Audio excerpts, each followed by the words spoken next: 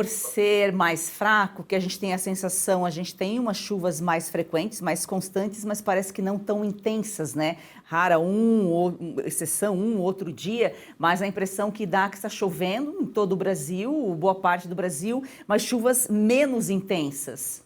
Sim, o que a gente precisa, na verdade, assim, qual é o tipo de chuva que enche reservatório? É o que a gente fala muito no interior de invernada.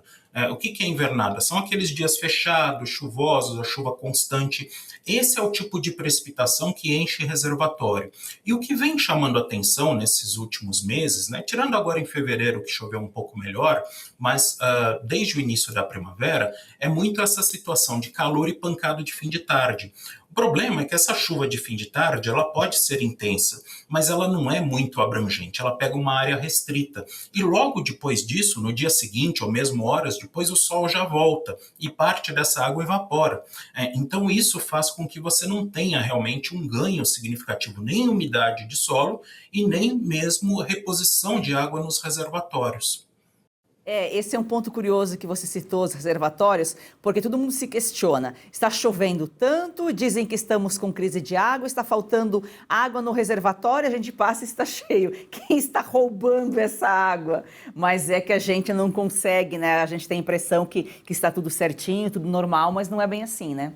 Sim, sim, é normal, natural isso, que a gente olhe, né, os transtornos, principalmente nos grandes centros urbanos, né, essa chuvarada que acontece nos grandes centros urbanos e fala, poxa, mas por que não está chovendo, por que não enche o reservatório? É por causa do tipo de chuva, né, que vem acontecendo. Esse tipo de chuva de tempestade de fim de tarde, ele não acontece obrigatoriamente sobre o reservatório. E mesmo que acontecesse, é uma área restrita, não pega o reservatório inteiro, o calor faz com que parte dessa água seja evaporada, o consumo de água aumenta também em dias quentes, enfim, são fatores que acabam atrapalhando, né, essa questão da reposição de água nos reservatórios.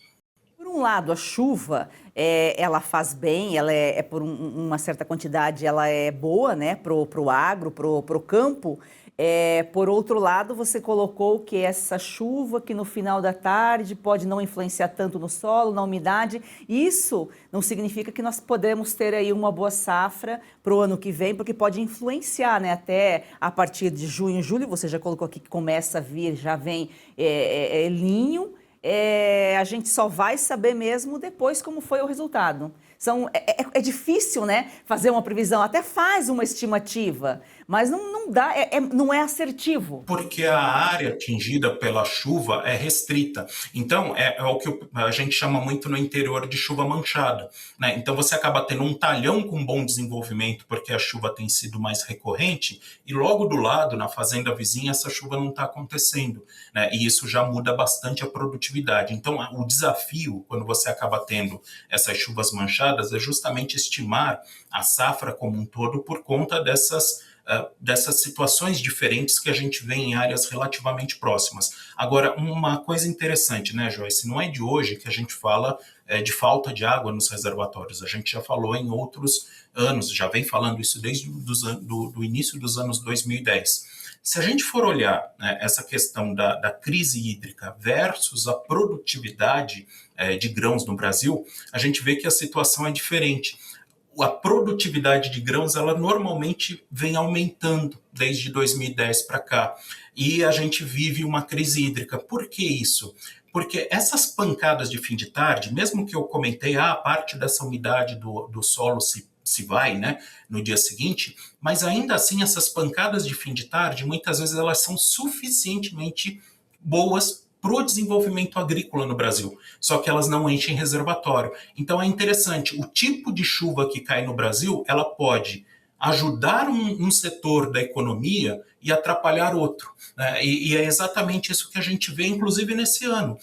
Se a gente for olhar, claro, tivemos alguns problemas no agro, principalmente na primavera, por conta do replantio, da falta de chuva, mas a produtividade estimada no Brasil esse ano não é ruim, como a gente vê a situação do nível dos reservatórios.